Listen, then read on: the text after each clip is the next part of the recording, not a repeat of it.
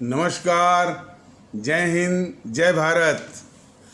भारतीय अवाम ताकत दल अपने भारतीय भाई बहनों अर्थात अपने देश भारत की जनता अर्थात अपनी भारतीय अवाम से भारतीयता आधारित आपसी श्रद्धा, भारतीयता आधारित आपसी स्नेह, भारतीयता आधारित आपसी प्रेम, भारतीयता आधारित आपसी अखलाक मोहब्बत, भारतीयता आधारित आपसी सहयोग, भारतीयता आधारित आपसी सम्मान, भारतीयता आधारित आपसी एकता, भारतीयता आधारित आपसी भाईचारा तथा भारतीयता आधारित आपसी सद्भाव को समझने और उसे आत्मसात करके वैसा ही आचरण एवं व्यवहार करने हेतु और इसके समस्त भारत में प्रचार प्रसार करने हेतु और इसकी अहमियत और महत्व को प्रत्येक देशवासी को समझाकर उसे अपनाते हुए वैसा ही और उसी अनुसार आचरण एवं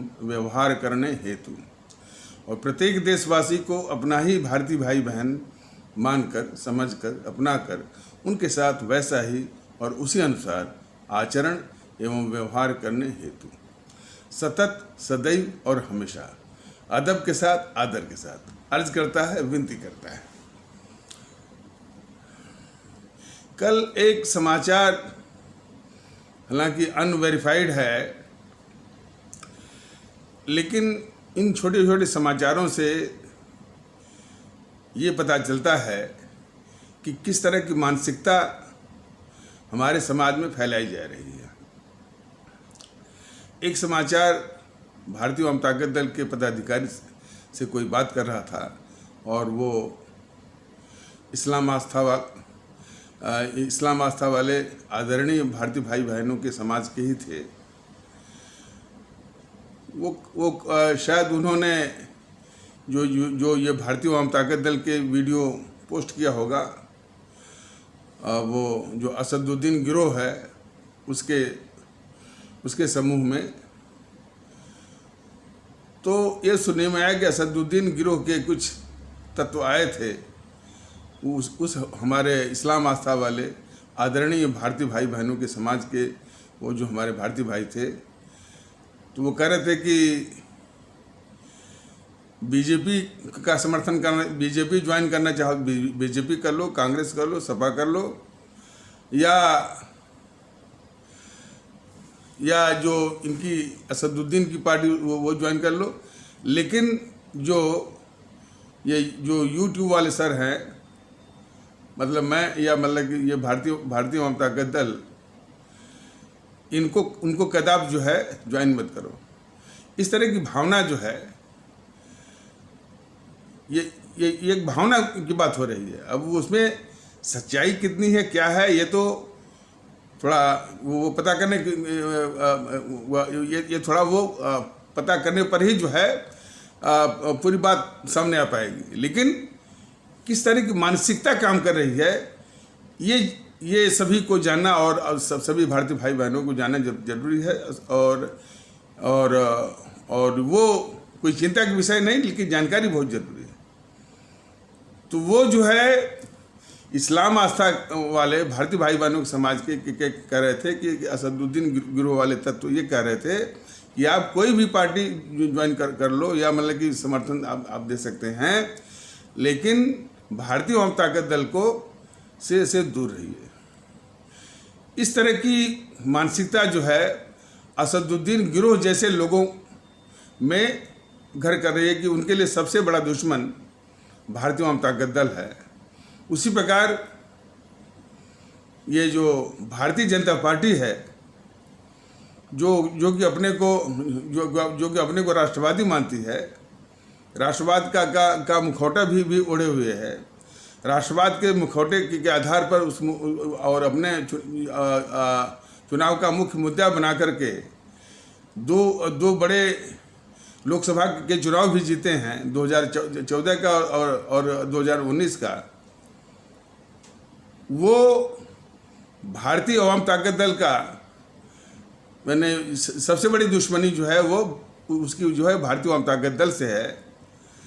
जो भारतीय वाम ताकत दल सिर्फ कहता है कि भाई भारतीयता के आधार पर आपसी भाईचारा, आपसी सद्भाव, आपसी अखलाक मोहब्बत, आपसी सहयोग, आपसी सम्मान, आपसी प्रेम, आपसी श्रद्धा, आपसी स्नेह, सभी कुछ होने की आवश्यकता है। भारतीयता के आधार पर ऐसे सिद्धांत का, ऐसे प्रयास का ये दुर्विरोधी हो गई है भारतीय जनता पार्टी, जो कि अपने को राष्ट्रवादी कहती है। ये तो उसे देश को बताना ही पड़ेगा कि उसके राष्ट्रवाद में उसका कैसा राष्ट्रवाद है जो भारतीय एकता का विरोध करता है, और बगैर भारतीय एकता के वो भारतीय जनता पार्टी का राष्ट्रवाद कैसा है, ये सवाल उठता है।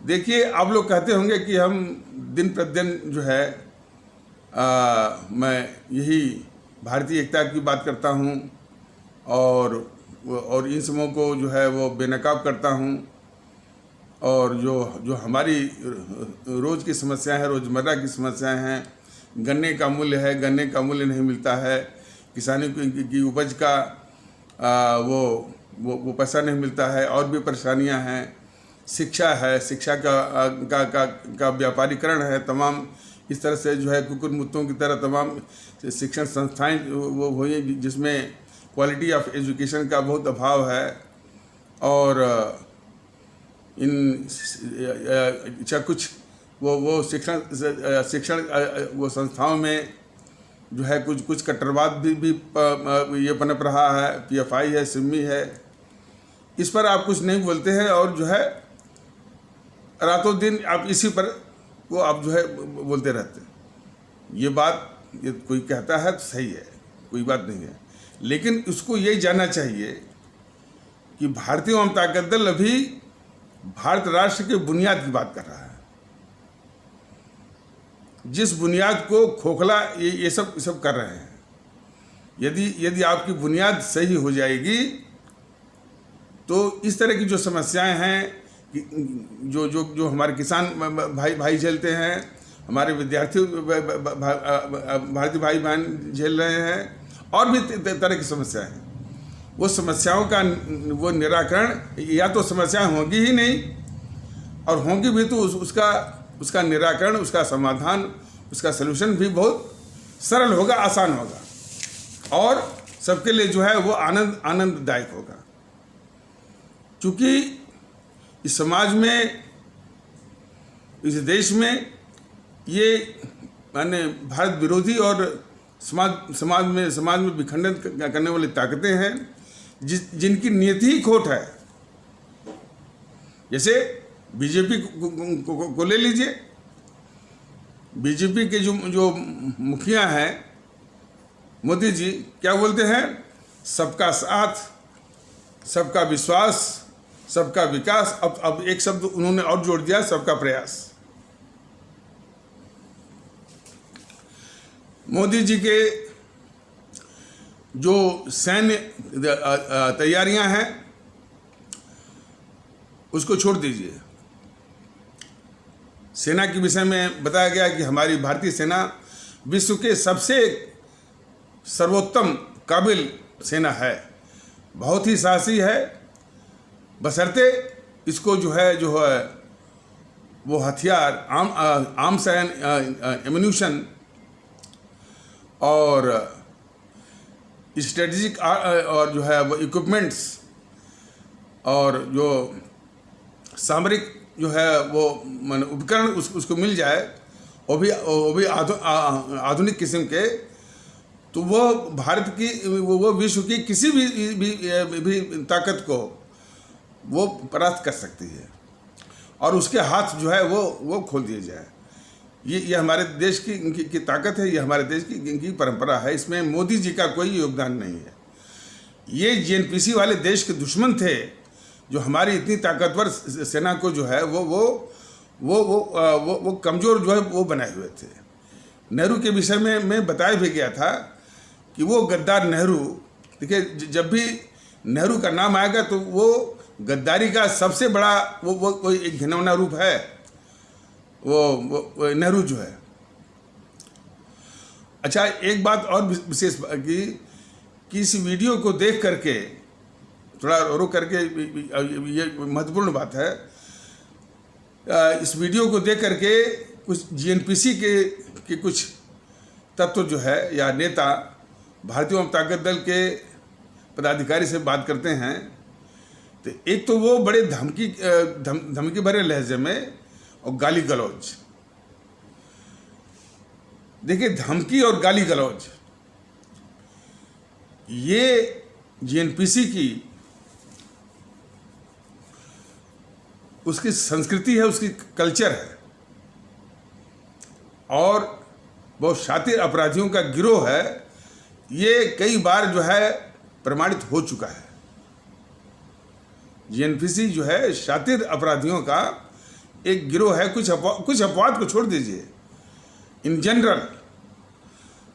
और वही अपराधी तत्व जो है, जब ये इस तरह का वीडियो जब जनता के बीच में जाता है, उनमें जागरूकता आती है कि ये गद्दार जो पूरी जो पार्टी है जीएनपीसी, गांधी नेहरू परिवार चांडाल चौकड़ी काकस, किस तरह से लोगों को भरमा करके, किस तरह से लोगों से झूठ बोल करके उनसे वोट लेकर के सत्ता में कायम रही है। और इसने इस देशवासियों को और इस देश को हर तरह से तकलीफ़ें दी हैं, दुख दिया है, और इसको बहुत बड़े कष्ट में डाला हुआ है। और ये पूरी पार्टी जो है कुछ अपवादों को छोड़ करके गद्दारों का एक जो है वो जमावड़ा है। जैसे सिर्फ जो है वो नेहरू और इंदिरा, राजीव और राहुल इत्यादि गद्दार नहीं है। दिग्विजय सिंह भी बहुत बड़ा गद्दार है। शशि थरूर भी बहुत बड़ा गद्दार है। मणिशंकर अय्यर भी बहुत बड़ा गद्दार है। ये जो है गुलाम नबी आज़ाद जब मुख्यमंत्री था, तो वो माने पाकिस्तानियों को बसाने के लिए जम्मू कश्मीर जम्मू कश्मीर सरकार के वन विभाग की ज़मीनों को खाली करा करके पाकिस्तानियों को बसाने की बात करता था, उसका प्रयास कर रहा था। हमेशा जो है ये गुलाम नबी आज़ाद जो है पत्थरबाजों के पक्ष में, आतंकवादियों के पक्ष में हमेशा जो है वो बोलता है। तो ये गद्दारों की पूरी मंडली है। तो और फिर शातिर अपराधियों का गिरोह है। तो उनसे ये उम्मीद करना कि वो शराफत से बात करेंगे, ये मतलब कि ये बिल्कुल नामुमकिन वाली बात है। वो और हमेशा झूठ, वो जो है भारतीय वाम ताकत दल के पदाधिकारी से कह रहे थे कि यूट्यूब वाले जाकर के हमारी ताकत देखें, और ज़मीन पर कौन सी ताकत वो दिखाना चाहते हैं। उनकी बहुत ताकत देखे गई, जितने भी देखे गए सब अंधभक्त जितने भी है, वो जिसको अंग्रेजी में कहा जाएगा रैंक साइकोफेंट्स, यानी घोर अंधभक्त। तो उन्हीं की बस मंडली इनके पास रह गई है। और उन अंधभक्तों में जो इसमें मान लीजिए वो प्रियंका खड़ी है यहाँ पर। अब भारतीय वाम ताकत दल बताएगा कि भाई कि इस प्रियंका पर जो जीएनपीसी अपनी आशा टिकाए हुए है, वो खुद ही जो है इस देश के लिए, प्रदेश के लिए अभिशाप है। वो सबसे बड़ी चोर नहीं है। उसने हरियाणा के और किसान के और हरियाणा के और राजस्थान के किसानों की ज़मीन जो है वो हड़पी हुई है उसने। और उस हड़पी हुई ज़मीन में मोदी जी जो है वो बिजनेस करवा रहे हैं। सोलर पावर प्लांट का जो है वो प्रोजेक्ट लग रहा है। और उस सोलर पावर प्लांट साथ सुनने में आया है 25,000 करोड़ का, यानी जो ज़मीन इन सबों ने, इन चोरों ने, इन डकैतों ने हमारे किसान भारतीय भाई बहनों का, हरियाणा के हमारे किसान भारतीय भाई बहनों का, राजस्थान के किसान भारतीय भाई बहनों का जमीन हड़पी। ये निकम्मी सरकार, ये गद्दार सरकार मोदी जी की, वो किसानों की ज़मीन तो जो है इन समों से लेकर के छीन करके उन किसान भारतीय भाई बहनों को तो वापस तो नहीं करवाई। ये गद्दार जो है वो मोदी सरकार अब उसमें निवेश करवा रही है सोलर पावर प्लांट का, और ये भी उसने इसकी वो तय कर दिया है कि उस सोलर पावर प्लांट का की बिजली महाराष्ट्र सरकार, गुजरात सरकार और राजस्थान सरकार खरीदेगी। तो गद्दारी जो है एक जगह नहीं है। तो बात हो रही थी वो प्रियंका की, तो ये सबसे बड़ी चोरी है उसमें और वो कैसे वो भविष्य बन सकती है वो उत्तर प्रदेश का। उसके इर्द गिर्द जो कुछ भी हैं बताया गया है कि ये दुर्भाग्य है अपने देश का कि अब इस समय जितने चोर हैं, डकैत हैं देश के, यानी हमारा आपका पैसा जो लूट करके जमा की है यहाँ भी और विदेशी बैंकों में, अभी भी उनके लिए कुछ अंधभक्ति चल रही है। और ये बातें वाकई में हमको कहने की जरूरत नहीं पड़ती, लेकिन ये बहुत बड़ा विषय है। तो प्रियंका गांधी कोई ले लीजिए, उनके जितने भी चाटुकार मंडली जो है उसमें अधिकतर संख्या जो है हमारे ठाकुर, राजपूत और क्षत्रिय कहे जाने वाले आदरणीय भारतीय भाई बहनों का एक बहुत बड़ा हिस्सा है। हमारे ब्राह्मण कहे जाने वाले आदरणीय भारतीय भाई बहनों का बहुत बड़ा हिस्सा है। हमारे इस्लाम आस्था वाले आदरणीय भारतीय भाई बहनों का बहुत बड़ा हिस्सा उनके साथ है। तो तीन ही समूह के लोग हैं और कोई नहीं है, और वो छोटा सा कुनबा, और इसके अलावा पैसे पर जो है वो खरीदे हुए पैसा इनके पास जो है वो अपरंपार है, और ये कोई भी चीज़ जो है वो खरीद सकते हैं। तो यह कोई ताकत नहीं है, अंधभक्ति और पैसे पर खरीदे हुए। तो खैर यह कोई चिंता का विषय है भी नहीं। चिंता का विषय यह है कि इस चोरनी के प्रति भी लोग भक्ति क्यों दिखा रहे हैं, ये प्रश्न है। चाहे एक आदमी दिखा रहा हो, चाहे 100, चाहे 1000, चाहे लाख या करोड़, जिसने हमारे गरीब भारतीय भाई बहनों का पैसा लूटा है, किसान भारतीय भाई बहनों की जमीन जो जिसने हड़पी है, उसको सिर्फ चोर डकैत के रूप में देखा जाना चाहिए। तो ये जीएनपीसी के जितने भी तत्व और नेता बात करते हैं, सिर्फ कुतर्क, झूठ और अफवाह, ये तीन ही इनके हथियार हैं, कुतर्क, झूठ और अफवाह। वैसे तो भारतीय जनता दल अपने कार्यकर्ताओं से, अपने पदाधिकारियों से बोल रखा है कि इनकी जानकारी रखिए, लेकिन इनकी किसी बात पर ध्यान नहीं देना है, न तो रिएक्ट करना है। और हमको भी रिएक्ट नहीं करना चाहिए था, बात सही है, लेकिन इनकी फितरत को, इनके चरित्र को, इनके चेहरे को, डीएनए को देश को बताना उतना ही आवश्यक है। देश को बचाना भी उतना ही आवश्यक है। इसलिए ये बोला जा रहा है, वरना तो इनके विषय में बात करना भी जो है वो महापाप है। इतने वास्तव देश के लिए मैं कह रहा हूँ, हमारी या भारतीय जनता दल की किसी भी राहुल गांधी से, किसी भी सोनिया गांधी से, किसी प्रियंका गांधी से कोई भी व्यक्तिगत दुश्मनी नहीं है। व्यक्तिगत का तो कोई सवाल ही नहीं उठता।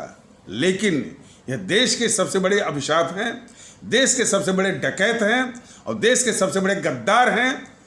तो भारतीय जनता गद्दार इनको छोड़ेगा नहीं और अपनी आवाम को जागरूक करेगा। और शायद इनको अंदाज नहीं है, जिस वक्त हमारे सभी भारतीय भाई बहन जागृत हो गए, देखिए इस तरह का जागरण आज तक हुआ नहीं। मैं सत्य कह रहा हूँ। भगत सिंह ने भी जब कुर्बानी दी थी तो वो भी लिमिटेड, यानी भगत सिंह ने जब कुर्बानी दी थी, जब भगत सिंह को, राजगुरु को, सुखदेव को फांसी लगी थी तो कुछ सीमित क्षेत्रों में ही इसका असर रहा। बाकी जितने भी जमींदार थे, जितने भी राजा थे, जितने भी नवाब थे, वो अंग्रेजों के साथ ही थे। और चाहे आपके राजा हो, नवाब हो, जमींदार हो, और फिर उनकी चमचा मंडली, तो एक खासा तबका जो है देश के साथ गद्दारी जो कर रहा था, ऐसी बात नहीं है, उसी का अवशेष ही तो इसमें जो है वो देश की समस्या बना हुआ है। लेकिन ये पहली बार, यानी इसका कोई अभिमान नहीं है और इसका कोई घमंड नहीं है, लेकिन ये तथ्य है, पहली बार भारतीय जनता दल सबको जो है वो मिलाना चाहता है भारतीयता के आधार पर। वो और किसी को भी अपवाद नहीं मान रहा है। लेकिन अभी भी वो वही जड़ता, कौन जड़ता कि जो जिन अंग्रेजों के खिलाफ हमारे सुभाष चंद्र बोस, भगत सिंह, सुखदेव, राजगुरु, चंद्रशेखर आज़ाद, अशफाक उल्लाह इत्यादि लोग अपने प्राण दे रहे थे, उन्हीं अंग्रेजों के साथ उस समय के राजा, उस समय के नवाब, उस समय के जमींदार और इनकी चमचा मंडली, तो ये गद्दारों की फौज रही है और वही मानसिकता आज भी है। लेकिन भारतीय जनता दल को इससे जरा भी घबराहट नहीं है। उनको भी समझाएगा, उनमें भी देशभक्ति का भाव भरेगा और भारतीयता के आधार पर एक करेगा। अभी फिलहाल जो जिन बातों पर वो ज़्यादा बल दे रहा है कि हमारे कुछ अलग थलग पड़े हुए भारतीय भाई बहन हैं जिनको सर्वप्रथम सम्मान की आवश्यकता है, उनको सम्मान देकर अपनापन का एहसास दिलाना है, उन पर वो ज़्यादा बल दे रहा है, जो कि खास करके मायावती और ये अनुप्रिया पटेल, संजय निषाद, प्रकाश राजभर इत्यादि के लोगों के गिरफ्त में पड़े हुए हैं। तो भारतीय जनता दल के हमारे इन भारतीय भाई बहनों को, और ये संदेश हमारे बाबा साहब अम्बेडकर का था कि एक जातिविहीन समाज और भारतीय समाज की रचना करनी है। वही रचना और उसी रचना के लिए भारतीय जनता दल ये प्रयास कर रहा है। और खुशी की बात है कि इसमें हमारे भारतीय समाज के वो तबका अभी सबसे आगे आ रहा है। अभी दुख का विषय नहीं, अभी चिंता का दुख तो है नहीं, अभी चिंता भी नहीं है, बल्कि एक काम के विषय में है कि अभी कुछ तबका अभी भी आना बाकी है। और उन तबकों में एक है सवर्ण समाज। तो सवर्ण समाज कहे जाने वाले हमारे आदरणीय भारतीय भाई बहनों का तबका अभी यानी उतनी संख्या में नहीं आया है। उसी प्रकार हमारे व्यापारिक वर्ग कहे जाने वाले आदरणीय भारतीय भाई बहनों का तबका जो है अभी नहीं आया, उसको आना बाकी है। हमारे शहरों में रहने वाले शहरी आदरणीय भारतीय भाई बहनों का तबका अभी नहीं आया है, उसको भी आने बाकी है। अब बौद्धिक वर्ग, ये चार तबके हैं। और उसके अलावा पांचवा है कि यादव जो है वो कहे जाने वाले भारतीय भाई बहन या उनके साथ कुछ ओबीसी भी कहे जाने वाले भारतीय भाई, उनसे भी आना बाकी है। तो लेकिन भारतीय जनता दल को पूरा विश्वास है कि सबके दिल में थोड़ा या ज़्यादा दिल में इस मुल्क के प्रति मोहब्बत है। उस मोहब्बत की लौ को उस मशाल को उनके दिल में जगाना है। भारतीय जनता दल को पक्का विश्वास है कि जब जब जब भारतीय जनता दल उनसे मुखातिब होगा और उनसे देशभक्ति की बात बताएगा, वो लोग भी भारतीयता के आधार पर निश्चित वो साथ में आएंगे। साधन की कमी है, साधन जो है वो जुटाया जा रहा है, साधन भी एक मुद्दा होता है, वो करके जो है प्रत्येक भारतीय भाई बहन को साथ में लाएगा। हाँ, कुछ कट्टरवादी तत्व ये छूट जाते हैं तो इसकी जरा भी परवाह नहीं।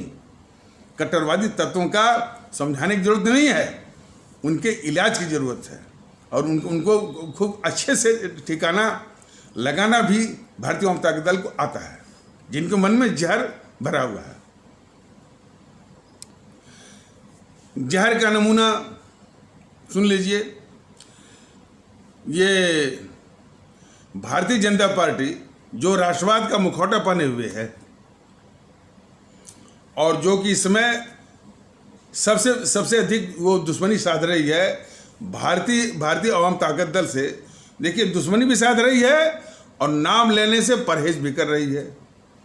शायद उसके मन में यह शंका है कि यदि वो नाम उसने ले लिया तो इसकी भारतीय जनता दल की जनता में लोकप्रियता शूट अप कर जाएगी।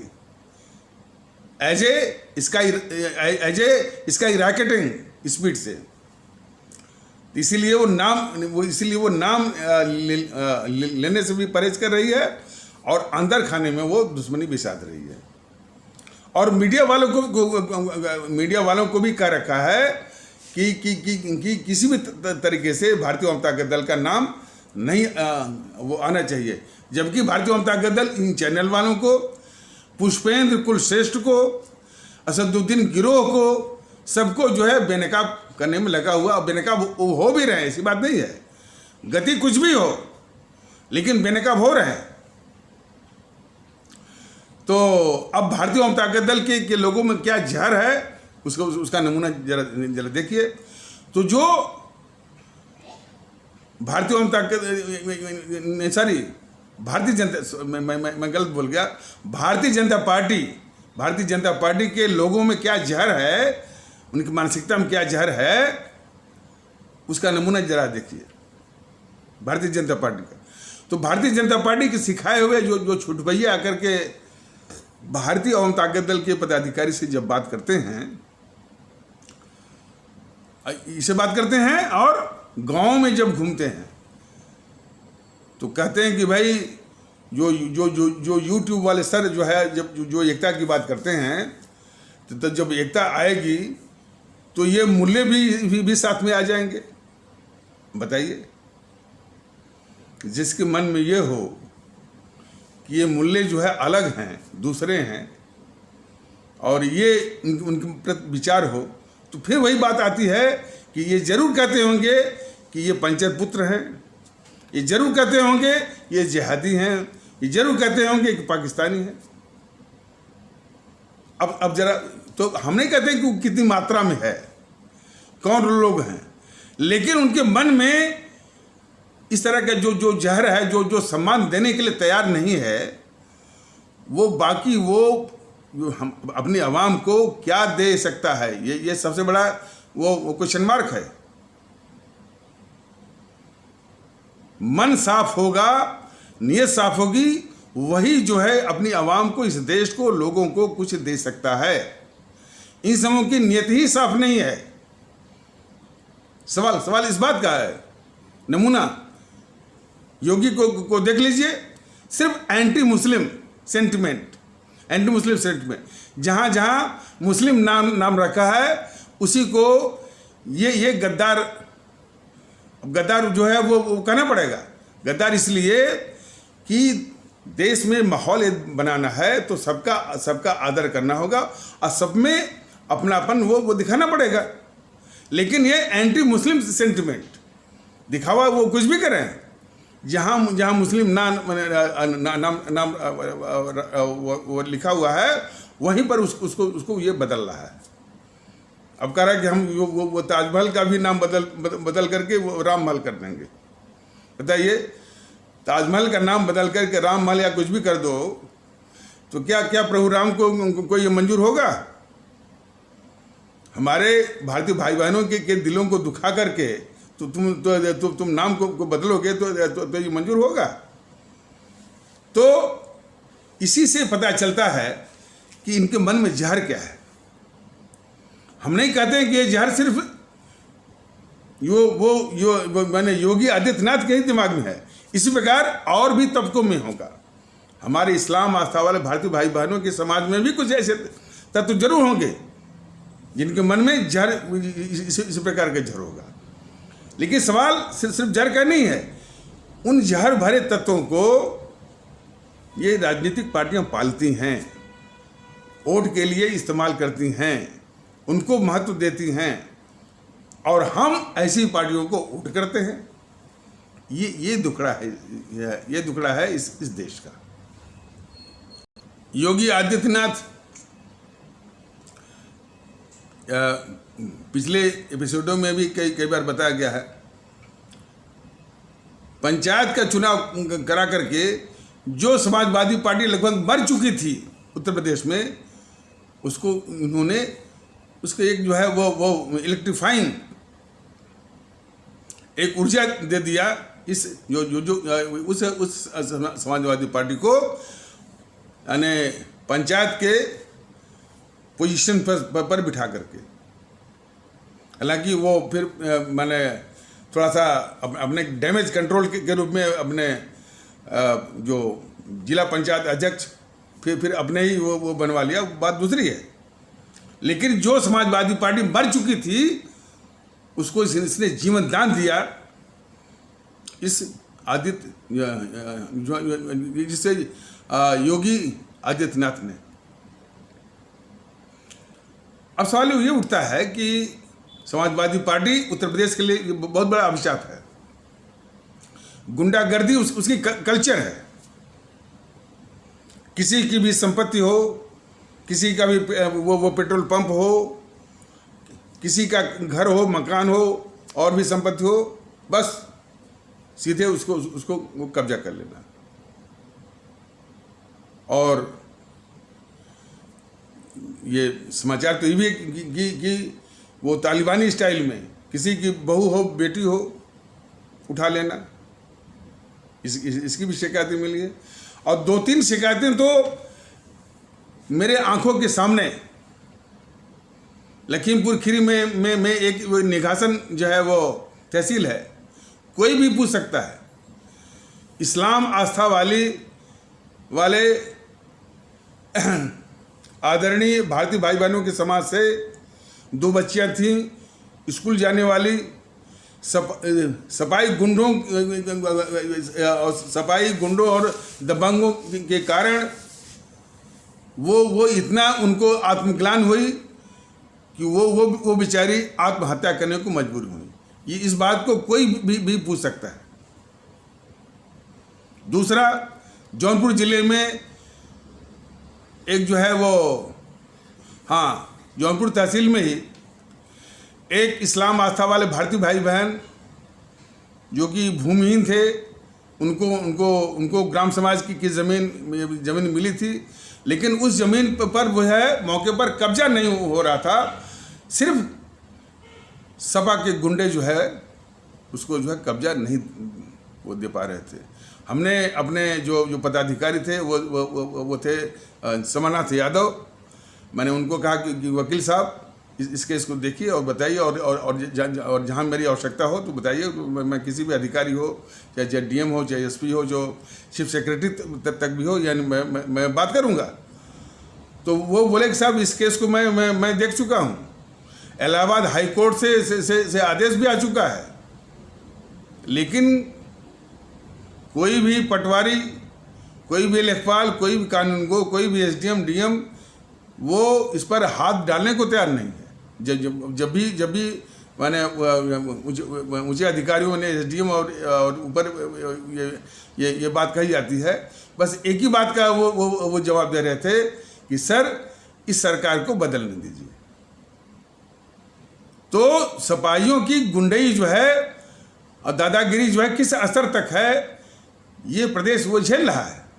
और मैं नहीं समझता कि फिर हमारे जो आदरणीय भारतीय भाई बहन हैं उत्तर प्रदेश के, वो दोबारा जो है वो झेलने के लिए तैयार होंगे सपा को। और इसी तरह की गुंडई जो है वो बसपा में भी है। ये तो गुंडई, दूसरा जो है जो इससे भी जो बड़ा अपराध है वो जातिवाद के आधार पर समाज को बांटना, ये बिल्कुल अक्षम अपराध है। अब बाकी तो सपाहियों का है। अब जैसे कल्याण सिंह की अभी वो मृत्यु हुई है। कल्याण सिंह के विषय में भारतीय जनता दल का ये कहना है कि 3 रूप में हमेशा वो उत्तर प्रदेश की जनता नहीं बल्कि पूरे देश की जनता उनको याद करेगी। पहला, एक सख्त और निष्पक्ष और कुशल प्रशासक के रूप में।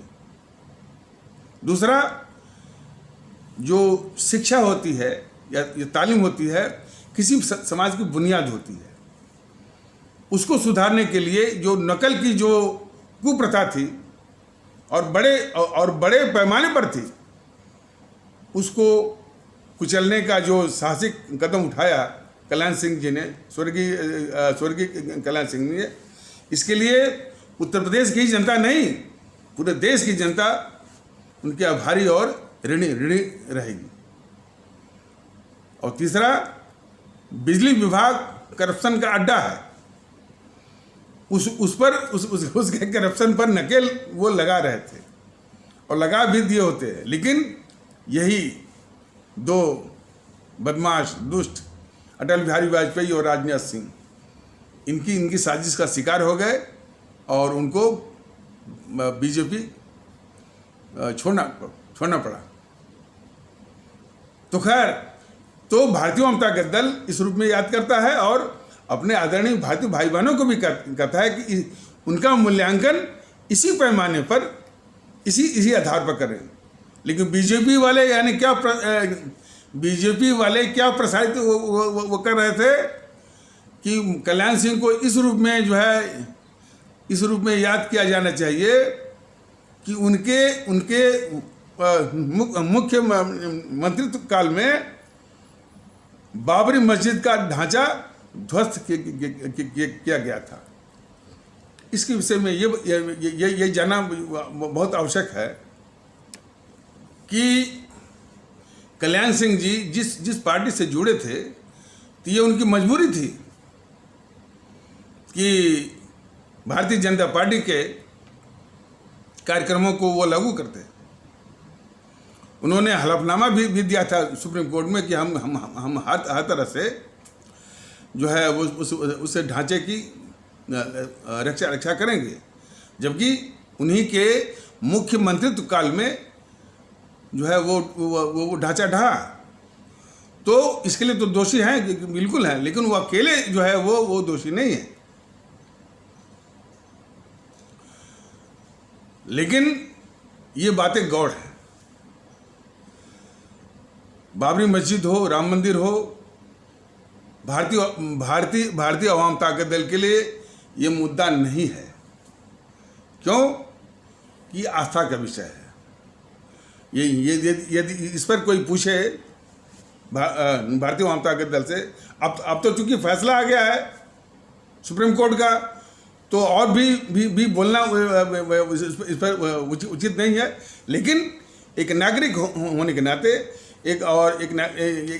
इस देश के अन्य लोकतांत्रिक व्यवस्था में भारतीय नागरिक होने के नाते एक स्वतंत्र विचार रखने का अधिकार है। तो उसी अधिकार के चलते ये मानना है कि फैसला तो है, कोई बात नहीं, वो उसका सम्मान देश भी कर रहा है और हम भी कर रहे हैं, करेंगे।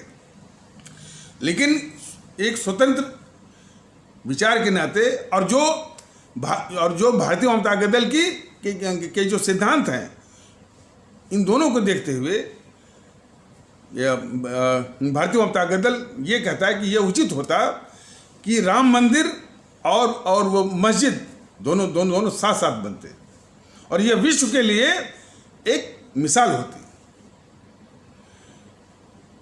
राम मंदिर और मस्जिद साथ साथ बनने से न तो मस्जिद जो है नापाक होती, न तो राम मंदिर नापाक होता। आपस में सौहार्द की ये पूरे विश्व के लिए मिसाल होता। लेकिन अब यहीं पर देखिए कि क्या मन में जहर है कि यदि ये दूसरी आस्था को का सम्मान करते तो कभी नहीं कहते कि इस राम मंदिर से 10 कोस पर जो है वो मस्जिद बनेगी। यही जहर है। हम नहीं कहते हैं कि ये जहर यहीं तक सीमित है। दूसरा जहर सुप्रीम कोर्ट का फैसला आने के बाद कह रहे हैं कि भाई जब हमारा वक्त आएगा, कुछ कट्टरवादी बोले थे, कुछ कट्टरवादी इस्लाम आस्था वाले भारतीय भाई बहनों के समाज से बोले थे, जब हमारा वक्त आएगा अलग हम अपनी आबादी बढ़ा लेंगे और वो कर लेंगे, हमारा जो है गजवाई हिंद आ जाएगा। मैंने भाई वो पालते रहते हैं, दिमाग में कि हम अपनी आबादी बढ़ा लेंगे वो कर लेंगे तो हम भी हैगिया सोफिया स्टाइल से अपना कर लेंगे। तो ये जहर जो है चारों ओर से ये फैलाया जा रहा है। पहला जहर कि जहाँ मंदिर है तो मंदिर से 10 कोस पर मस्जिद, ये सबसे बड़ा जहर है। और उसी प्रकार वो जहर है कि हमारा जो वक्त आएगा तो हम हैगिया सोफिया के स्टाइल से जो है वो मस्जिद बनाएंगे। ये दोनों जहर जो है इस देश के शत्रु हैं। इन दोनों जहर की जो ये जो है प्रवृत्तियां हैं उनको कुचलने की आवश्यकता है। और उनको कुचलने का नियत साफ जो है सिर्फ वो है, मैं दावे के साथ कह सकता हूँ, सिर्फ जो है वो भारतीय अवाम ताकत दल में ही है। बाकी तो जो है सिर्फ भावनाओं के, मैंने धार्मिक भावनाओं को या पांतिक भावनाओं को भड़काते रहते हैं।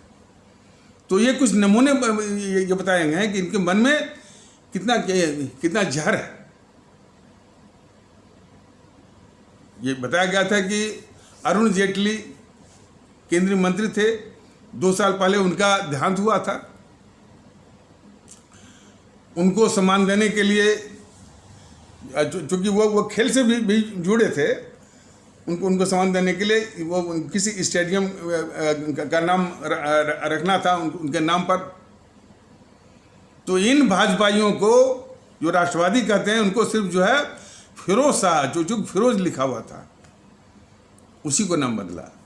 ये इतना बड़ा गद्दार नेहरू इन समूह को गद्दार नहीं दिखा कि कम से कम ये तो हटा दिया होते तो थोड़ा तो कलंक वो मिट गया होता। तो यही बीजेपी की सबसे बड़ी गद्दारी है कि वह जो है हमारे इस्लाम आस्था वाले भारतीय भाई बहनों को जिम्मेदार मानती है, नेहरू को गद्दार नहीं मानती है।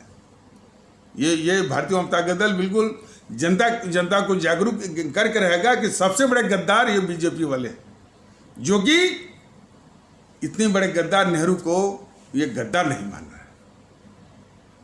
नेहरू के बराबर पूरे इतिहास में कोई गद्दार है नहीं। सारी समस्याओं की जड़ में है। जरा देखिए ना, आज तालिबान की बात हो रही है, इसी को देख लीजिए। तालिबान की चारी ओर वो इसकी चर्चा हो रही है।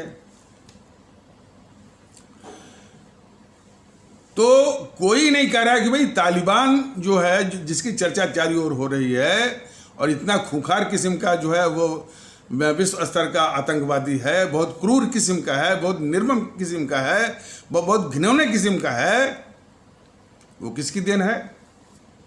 पाकिस्तान की देन है। हालांकि फंडिंग जो अमेरिका ने किया था, लेकिन पाकिस्तान उसके पीछे है तालिबान को जन्म देने में। और पाकिस्तान किसकी देन है भाई? गद्दार नेहरू की देन है। तो आज नेहरू ना होता तो पाकिस्तान भी नहीं बनता, पाकिस्तान भी नहीं बनता तो बांग्लादेश भी नहीं बनता, पाकिस्तान भी नहीं बनता तो तालिबान भी नहीं आता। तो कितनी समस्याओं की जड़ में ये गद्दार नेहरू और गद्दार जो है मोहनदास करमचंद गांधी। ये बोलते हैं ना कि विभीषिका, ये विभीषिका तो जो हमारे इन दोनों गद्दारों के कारण 25 से 30 लाख जो अपने जो भारतीय भाई बहनों की जाने गई, 3 करोड़ से उससे ऊपर जो है वो घर उजड़े, और हमारा देश बटा, और वो जो पाकिस्तान बना, पाकिस्तान जो बना वह पड़ोसी के रूप में रहने के लिए नहीं बना कि भाई थोड़ी सी अनबन थी, अलग होकर के शांति से जो है वो पड़ोसी के रूप में, नहीं, ऐसा नहीं। भारत के खिलाफ जो अंतर्राष्ट्रीय भारत विरोधी साम्राज्यवादी ताकतें उनके हाथ का खिलौना बन करके, उनके हाथ में एक हथियार बन करके भारत के खिलाफ, ताकि भारत को हमेशा वो चाकू चलाता रहे। और ऐसा बराबर किया। अभी मुश्किल से 10-20 साल पहले तक जो है अमेरिका बराबर जो पाकिस्तान का इस्तेमाल भारत के खिलाफ करता रहा है।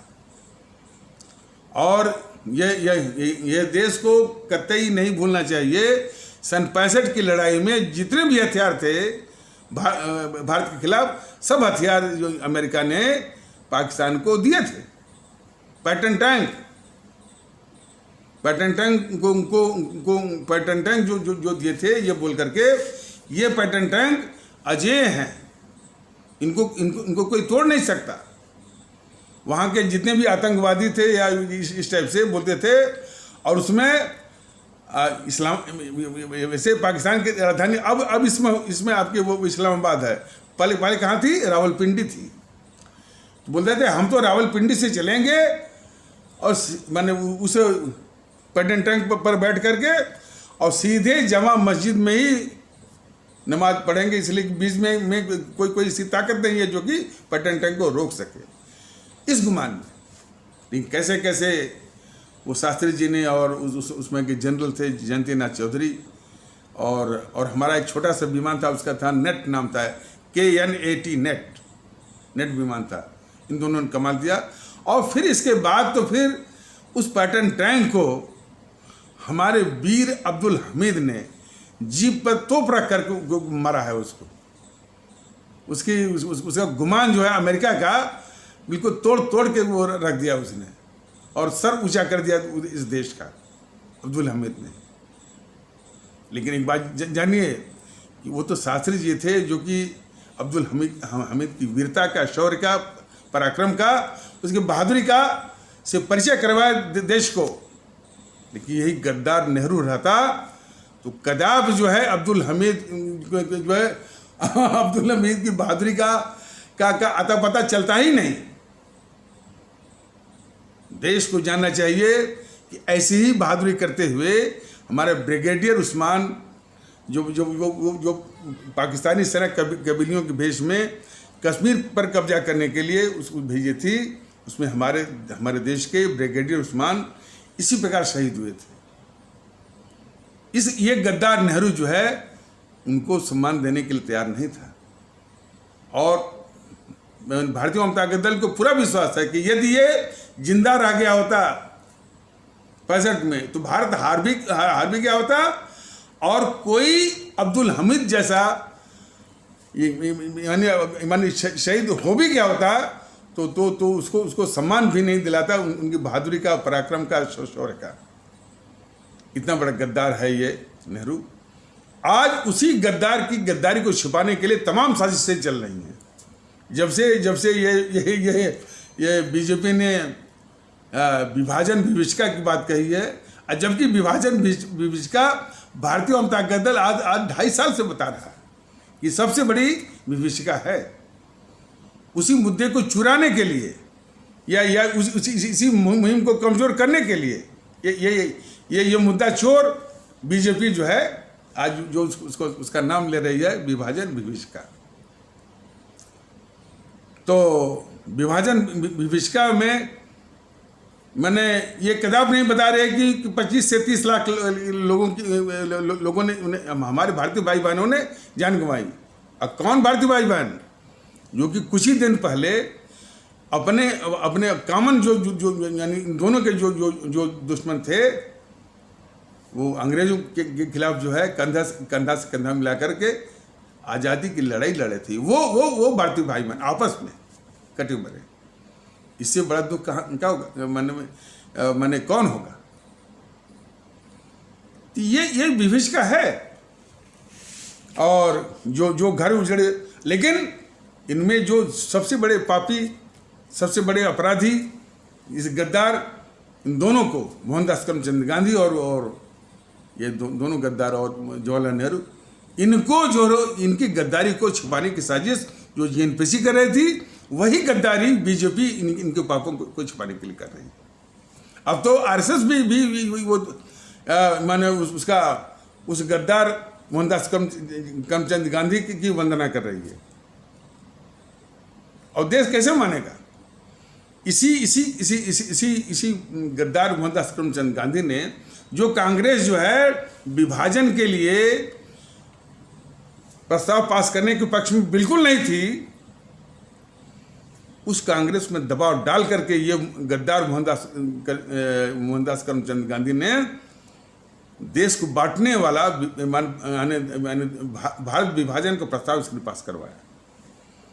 पूरा देश जाने है कि कांग्रेस ने खुद औपचारिक रूप से देश बांटने का प्रस्ताव इसने पास किया हुआ है।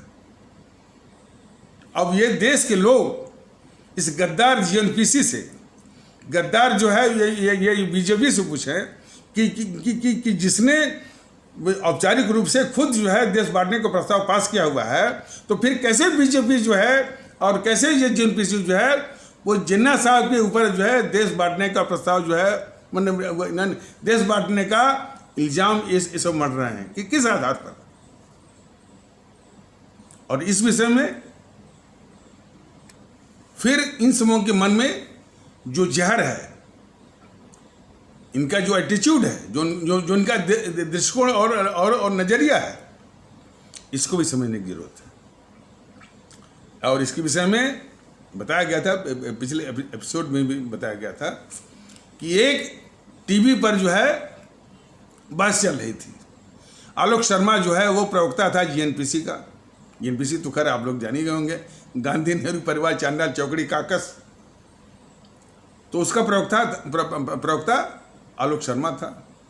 और समित पात्रा शायद मैंने बीजेपी की ओर से था, नहीं राकेश सिन्हा था या संगीत रागी था इसके आरएसएस की ओर से। वो आलोक शर्मा कह रहा था कि मैं इस परिचर्चा को आगे बढ़ने नहीं दूंगा जब तक संगीत रागी जो आरएसएस की ओर से हैं ये नहीं कहते कि भाई जिन्ना जो है प्रधानमंत्री के रूप में इनको कबूल होता कि नहीं होता। अंत में उस आरएसएस के चमचे संगीत रागी को मन की बात निकल आई कि हमको जो है जिन्ना कबूल नहीं होता। इसी मानसिकता का देश बढ़ जाए लेकिन जिन्ना कबूल ना हो, इतने बड़े गद्दार हैं ये आरएसएस वाले। और उतने ही बड़े गद्दार जो है, उससे भी बड़े गद्दार जेएनपीसी वाले, और उसी में शामिल है बीजेपी वाले।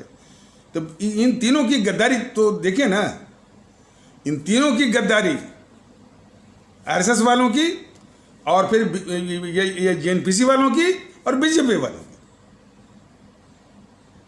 देश बांटा मतलब इन कांग्रेसियों ने प्रस्ताव पास करके वो बांटा है।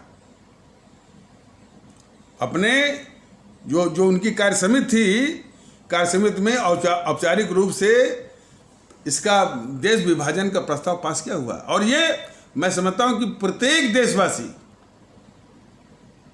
प्रत्येक हमारे आदरणीय भारतीय भाई बहन, इन तीनों से, गांधी नेहरू परिवार चांडाल चौकड़ी काकस से भी, आरएसएस वालों से भी और इससे भी यही पूछे कि जब वो कांग्रेस ने खुद जो है प्रस्ताव पास करके देश को बांटा है, तो फिर उसका इल्जाम जिन्ना साहब के मत्थे पर कैसे मढ़ रहे हो? तो फिर उनके वही दिमाग में आया कि भाई इनको जिन्ना कबूल नहीं थे, आरएसएस को। और इसी चीज का फायदा उठाया जेएनपीसी ने नेहरू को बिठाने के लिए। और वो मोहनदास करमचंद गांधी तो खैर लगा ही था कि कांग्रेस में एक भी कांग्रेसी सिर्फ इसको माने मोहनदास करमचंद गांधी को छोड़कर वो नेहरू के पक्ष में था ही नहीं। और आवाम, देश की जनता वो पक्ष में थी हमारे जिन्ना साहब के पक्ष में। और सिर्फ एक ही बात को लेकर के कि कम से कम जब ये बात सार्वजनिक हो गई है कि जिन्ना साहब को जो टीबी हुई है और तपेदिक हुआ है, वो कुछ ही वक्त के मेहमान हैं। कुछ वक्त जो है कुछ दिन का भी हो सकता है, महीने का भी हो सकता है, साल का भी हो सकता है, जो भी हो सकता है। तो देश जो है बंटने के खतरे से बच जाएगा। इसी बात को लेकर के उस समय की जो जनता थी, उस समय की जो भारतीय आवाम थी, वो जिन्ना साहब के पक्ष में, प्रधानमंत्री बनने के पक्ष में थी। तो ये बराबर एक बहुत बड़ा ये सवाल है कि जिसके पक्ष में देश की जनता न हो, जिसके पक्ष में ये उसमें कि वो कांग्रेस न हो, उसको इस गद्दार मोहनदास करमचंद गांधी ने सत्ता में बिठाया, जिसकी वजह से देश बटा। उसको इन जेएनपीसी वालों ने अपनी रक्षा के लिए एक ढाल के रूप में उसको बता दिया कि यह राष्ट्रपिता है। कौन? जिसने देश बंटवाया, जिसने देश के साथ विश्वासघात किया कि हम पाकिस्तान मेरी लाश पर बनेगा, और वही पाकिस्तान बनवाया। यानी इतना बड़ा ये वो विश्वासघात। तो उसको सब बोलता है कि ये सत्य का पुजारी है, जिसकी वजह से हमारे 25 से 30 लाख भारतीय भाइयों की जान गई। तो उसको बोलते हैं अहिंसा का पुजारी। जरा देखिए ना, आपने पाखंडी बाबाओं को देखा होगा, पाखंडी मुल्लों को भी देखा होगा, और भी लोगों को देखा होगा। इनसे बड़ा पाखंडी कौन होगा? इस चीज को समझना पड़ेगा। तो इन्हीं आवश्यक शब्दों के साथ इस आवश्यक चर्चा को यहीं पर विराम दिया जाता है, और इस चीज को बिल्कुल जागृत करना है। तो इन्हीं आवश्यक शब्दों के साथ इस आवश्यक परिचर्चा को यहीं पर विराम दिया जाता है। तब तक के लिए नमस्कार, जय हिंद, जय भारत।